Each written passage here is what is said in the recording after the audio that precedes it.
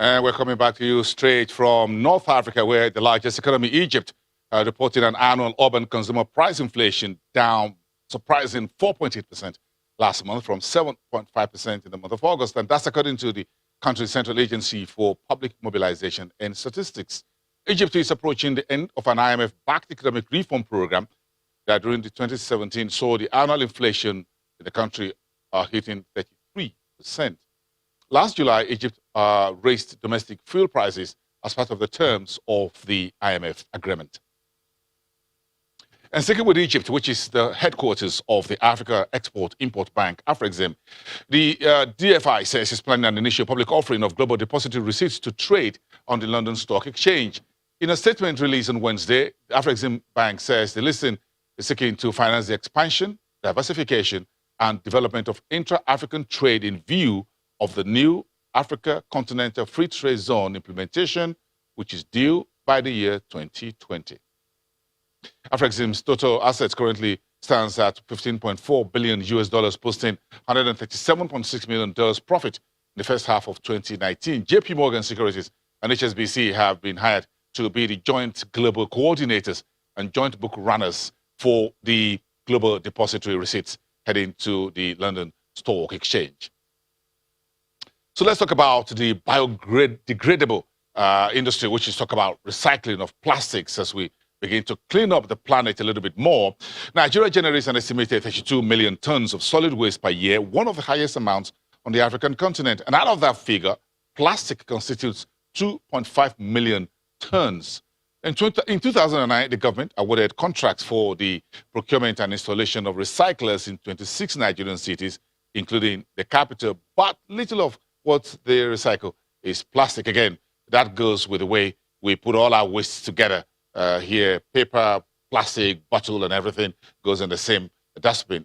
So the global consumer goods giant, Unilever, over the last few days announced the plans to reduce usage of non-recyclable plastic by 50% over the next 5 years. That's a big one from a big company. So let's talk to Aisat Dahoud, who is a member of economic think tank and research analyst at financial derivatives company. She's live here at our global headquarters for this interview. Thank you so much for coming through, Aisat. Thank you for having me. Great. When companies like Unilever make this big announcement, then it's as big as everyone should take notice, because this is a company with a lot of products that use plastics. Yes, they are. So how are you folks treating this news at FDC? So Unilever has planned to reduce the usage of virgin plastic, also called non-recycled plastic, by 50%. That's huge. When you hear a company do that and you're the supplier or manufacturer of plastic, you're going to shake because you're going to lose 50% of revenue. So on a yearly basis, Unilever uses 700,000 tons of plastics. That's virgin plastics. Now they're trying to promote recycling habits. Globally, around the world, recycling habits is still very low, especially in Nigeria, in African countries. It's still very, very low. So they're trying to promote the habits of greener environment, combating climate change. They're trying to develop sustainable waste management practices around the world, all over the country. And for the fast-moving consumer goods industry, where does this come in here? For fast-moving consumer goods, this is something that FMCG companies around the world, they'll be forced to take leadership, and they'll be forced to think of real innovations where they'll have to invest immersively inside how to dispense their delivery system, and how to encourage reuse and refill of plastics. Like where you take your plastics to go, instead of taking it as a one-off use, you're going to have to bring it back, recycle it, or you come and refill it. And do you think we should get ready for this in Nigeria, our own FMCGs as well? Definitely. So gone are the days when global trends take ages before it hits us in Nigeria. Now it's a sharp race, it's a sharp turn. And I can tell you for a fact, Nigeria is definitely going to tap or feel an impact from this global trend. Every Nigerian company would always want to be associated with good brand imaging. Best global practices. Best global You're practices. out of it these days, you're getting hit.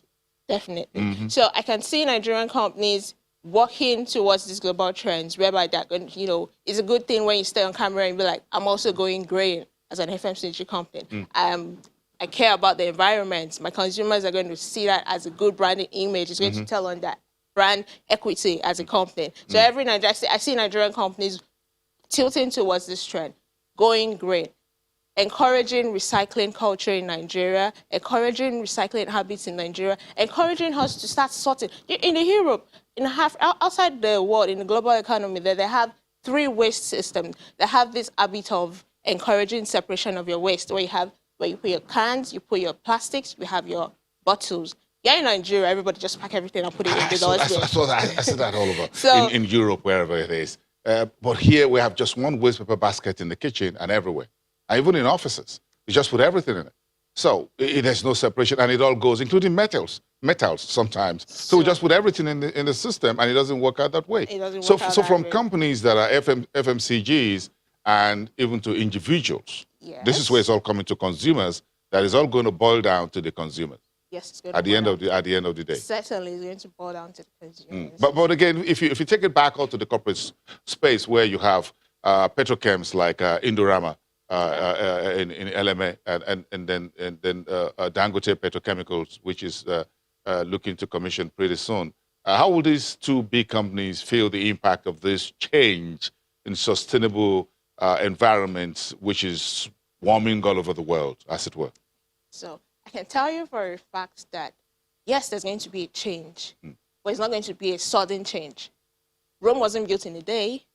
So global trend towards sustainability, towards recycling, towards encouraging us to reuse our plastic is going to be a gradual process. And this definitely is enough time for these petrochemical companies to think and explore other options in the value chain. They can certainly reinvest in chemicals. They can produce other things where you can get other chemical compounds from the products used to manufacture plastic. So you can get chemicals like benzene, we can use in pharmaceuticals. You get chemicals like propylene, you get chemicals like ethylene, and all these other chemicals, we use them in coating, they use them when they manufacture paints, you use them when they manufacture textiles. You know, polyester. Yes. Yeah, so the other... polyester and other things. Taking me all the way back to science class. Since I have the head for all those things. Getting a little bit. But again, we need a cleaner and better world, and we all have to contribute to it. It's going to be a win-win. Everybody's going to contribute. Because even another option where petrochem can diversify is into incineration. I like that. Where you can convert waste to electricity, which we really need here in Nigeria. That sounds like music in my ears. Thank you so much. Aisat Dahoud from Financial Derivatives Company, Global Rating Agency.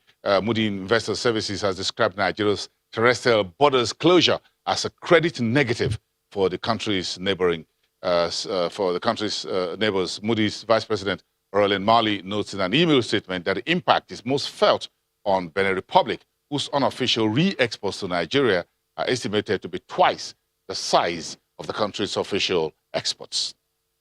That's about all for today. Thank you, everyone, for watching. I am Bosin Namafaye, and we'll see you next time. Have a great day, everyone. Thank you very much for watching.